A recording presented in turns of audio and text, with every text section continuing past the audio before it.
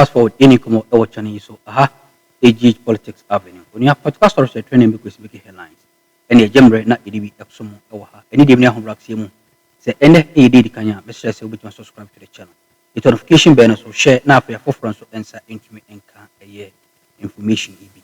Now me okay me say OSP and what me Edenisa ato former NPA box Mustafa Hamid the Japadi so worth of 100 million Ghana cedi unia enya sempoto akra na me no ka say Mustafa Hamid enso etimi akasa say ono ne mata ne de useless enko baby ye mo ran sim ni mu ne hwe ne yeko ene de bra ebuja for atransi na omobo ye chiro AGH Politics OSP e de adwene e di agro OSP di adwene di agro anope na Mustafa Hamid e be ka say ono ne case na OSP di achiri no useless chiro enti asmo ka mi mama ta there is ono ne ma tane de useless mi mama ta there is useless nothing out here was a foolish case OSP e de adwene di agro anope na Mustafa Hamid e be ka say asem we e say ono ne case no foolish case wa bla ene okosupport chama wuntumi e be ka say ono ne case ni foolish case. Few minutes after saying the video no ebe call viral no and OSP ebe share to Facebook no so season Mustafa Hamid was seizing the assets na enche obe jiri ni ade hey opia was freezing the assets no no catch it say or no case near foolish case it who is telling us the truth who say what freezing the assets or no say the case near foolish case so who is telling us the truth be see OSP e dey adwene e diagro OSP needs to be sacked immediately because say oh my Ghana oh my John Domeli Mahama in sense form. I'm telling you the fact. When you say Mustafa Hamid, I'm a cast assembly ka OSP emeka wonhwe. Hwe no OSP e post this picture we. Picture we post ya. Jerry na picture na we post on Facebook. When a lawyer Martin people be cast we pussy footing. Kokwasa or ne sana 4 years na so no one Jerry. Fast forward yeni komo e channel so na AGH Politics Avenue. Onia podcast or training because we headlines. Ne jemre na EDB Exomo ewa any day na homework simu say ene EDD kanya message say we subscribe to the channel edi amame na me no ka say OSP aso eho ena EDD ni at this point in time na according to City News and all check say otimi SCZ 10 million Ghana cedi asset in NPA corruption probe unia enya sem koto akra. Now, Oche said the Office of the Special Prosecutor OSP has seized asset value at more than 100 million Ghana cedis and $100 million in connection with the ongoing investigation into an alleged grand extortion and money laundering scheme involving the National Petroleum Authority (NPA). The probe centers on former NPA Chief Executive Mr. Mustafa Abdul Hamid and 6 others accused of orchestrating large-scale financial crime that OSP says caused the state and the petroleum sector losing exceeding 291 million Ghana cedi and over $330,000. Additionally, assets are currently under active tracing. Mr. Abdul Hamid, who is the first accused in the case, is among even 7 individuals and 3 corporate entities facing prosecution over alleged corruption and abuse of office between 2022 and 2024. The range includes conspiracy to commit extortion by public office jointly with 2 NPA officials for allegedly plotting to extort 291,574,087 Ghana cedis, 90 pesos, and 332,407 cedis, 47 cents US from bulk oil transporters and oil marketing companies. The 2 accounts of extortion by public office involving the unlawful receipt of 24 million and 230,000 from oil transporters and haulage firms under the guise of official duties. The 2 accounts using public office for profit, for allegedly abusing his position for profit gains and enriching himself with 24 million Ghana cedi, and 230,000 Ghana cedi. Money laundering for alleged possession 15,334,251 29 Ghana cedis suspected to be proceeds of crime disproportionate to his legitimate income. In a statement on Tuesday, November 4th, the OSP says the seizure were based on strong documentary banking and transaction evidence linking the accused to the alleged offenses. It added that investigators are tracking additional properties believed to have been acquired through illicit means. Meanwhile, Mr. Abdul Hamid has dismissed the ongoing criminal proceedings as useless and political motivated in a viral video circulating on the social media. In response, the OSP reaffirmed that the charges are serious and supported by extensive evidence of corruption and financial misconduct. It further emphasized that the case formed part of ongoing effort to ensure accountability and transparency within Ghana's petroleum sector. It is so far now na OXP and Sema on also every Eddie Ego Hono. At this point in time, Mr. Say Yembo Imra Yensimfu from AGH Politics Avenue. Has already been stated that our audit system is such that it's not perfect. It depends on the type of audit being conducted. If it is the normal ones that are done every year, you realize that it's on a certain scale and a very small proportion that is being captured. And so the actual situation could be disastrous. As Jeffrey mentioned earlier, there have been instances where you hear some issues with even the audit and how it is done, which could be very disturbing. Again, we have seen auditors being cited for behaviors that are unprofessional because they go to the field and a lot of things happen. We are also in this country where we see a lot of different instances where some of these things go unpardoned, every day unpunished, sorry. And one of the greatest this service to the fight against corruption is... Hello, Madam Addo. We'll have to get back to her, but I'm coming to you, Mr. Ceasěď. You made a point earlier that... sanction or punishment thereof is not much. And we certainly have to correct that line to Mariada so we can hear here clearly. But I was coming back to you, Mr. Ceasěď. You made a point that people fear of being sacked, and so it's a reason they don't like to go for it. Is that not just an excuse, really, to protect individuals who have made up their minds to steal from the state? Because the other side of the argument is also true, that if you know you're going to be dealt with, you wouldn't even dare try it. I think that I said that and even prefer the solution. I'm saying that if the internal audit staff are fully employee of the internal audit agency, just like the way the audit service employ its own staff, these internal auditors will not have this fear that if I insist on certain things, my employer, in this case, the district assemblies, will take an action against me. That will solve the problem, because people know the unemployment situation of our country, and for that matter, they want to keep their jobs. So that is just one of the issues.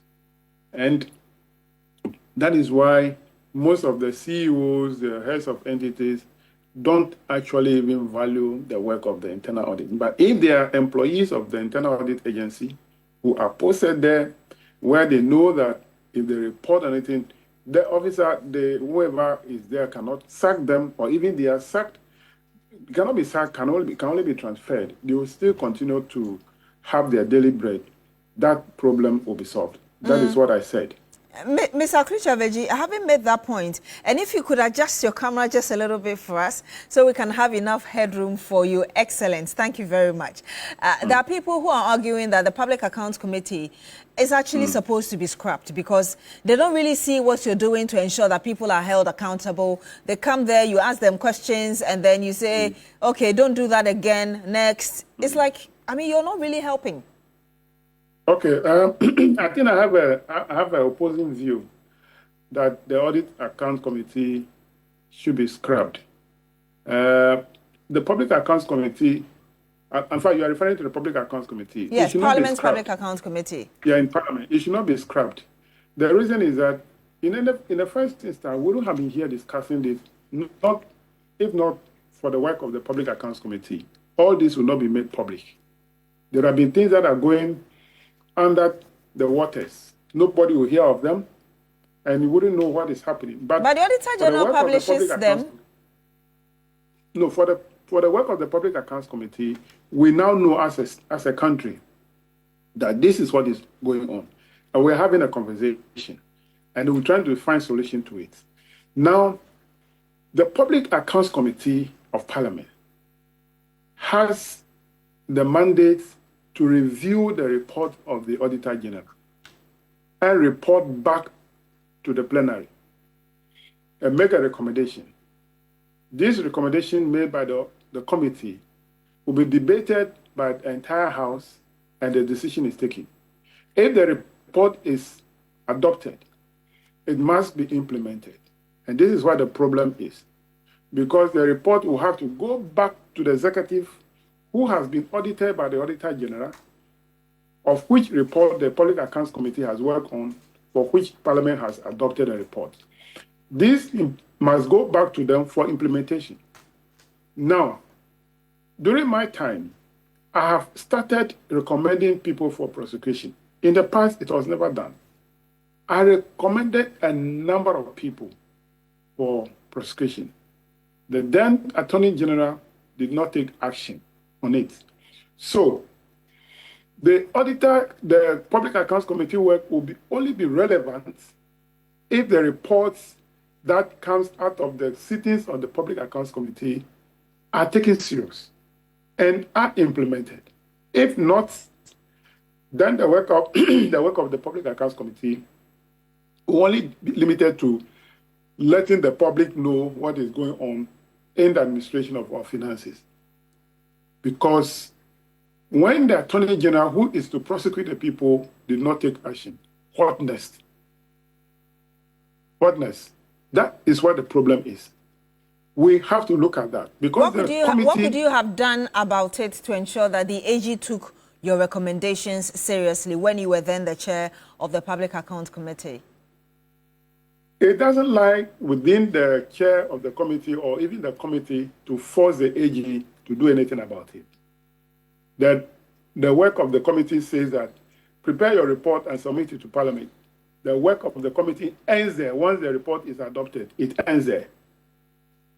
I have done the work, reviewed the reports, I issued my recommendation, I submitted my report to the plenary, debated, adopted. The work of the committee ends there. It is a duty of the agencies that are to take action on the recommendation to do that. That is what not being done. Now, what I would recommend is that unless we have a non-partisan body, and that is to be a committee or whatever, that will do a follow-up to ensure that the recommendations of the committee, which is adopted by the House, are implemented. If it should be implemented by the Attorney General, it should be implemented. If the Attorney General is not implementing it, that committee or that body should be clothed with some powers against the Attorney General or whichever body is to implement the report. If we don't do that, it will not happen. Why am I saying this? Why am I saying this?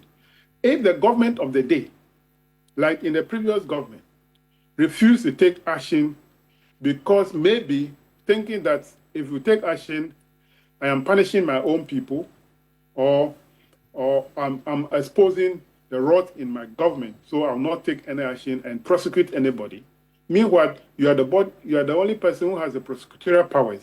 You don't do that. Nothing happens. Nothing happens until we wait until another government comes and start to prosecute the people.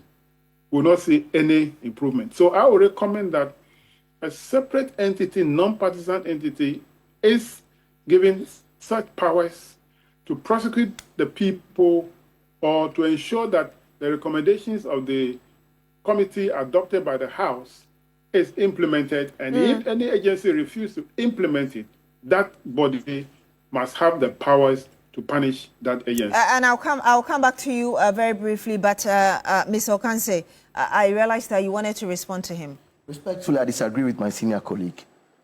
We don't need any other committee again. Please, our anti-corruption fighting agency force is overloaded. We are overchoked. We have Office of Special Prosecutor. I'm yet to see somebody arrested and our monies recouped from there. We have Attorney General. We have Public Accounts Committee. Who else to come on board? Please, respectfully, Ghana, please. Fact is, we are just not ready to fight corruption. Can't we see it? Go to other countries. Go to the Philippines. People can see, look, in 2018 alone, gold that left Ghana to UAE. In the books of UAE, it was $7 billion. In the books of Ghana, gold that left Ghana to UAE was $2 billion. So people were comfortable to steal their way through here, but when they got there, they know that if they don't declare, they'll lose their heads. So they declared there. That is what I'm telling you this evening. Respectfully, Honorable Aveji, please, this evening, let's look at God and stop this running around. Please, Beatrice, can I come in? Factually. If he can make his point, I'll give you the opportunity to come in briefly. By the systems, Public Account Committee, I mean, like my sister rightly said, Auditor General's books already revealed how much has been stolen. We know who stole it. You do your work. I was one of the people who at a point thought, look, we didn't even need the Public Account Committee again because Attorney General was there and the OSP was there, so they should go ahead and prosecute people. But like you have rightly said, you also think that it should still be there. That's okay. But to create another body, respectfully, please, we are tired. If you can come in briefly, Mr. Aveji, before I come back to Major. Very briefly, please. Yes. Yes. My point is that, my brother, my point is that we have these bodies who are not taking action. And I gave you the reason why they're not taking action. That the government of the day, for which report had been worked on, and these recommendations come, the government of the day thinks that by prosecuting the people, is exposing the rots in their government. They don't want to do it.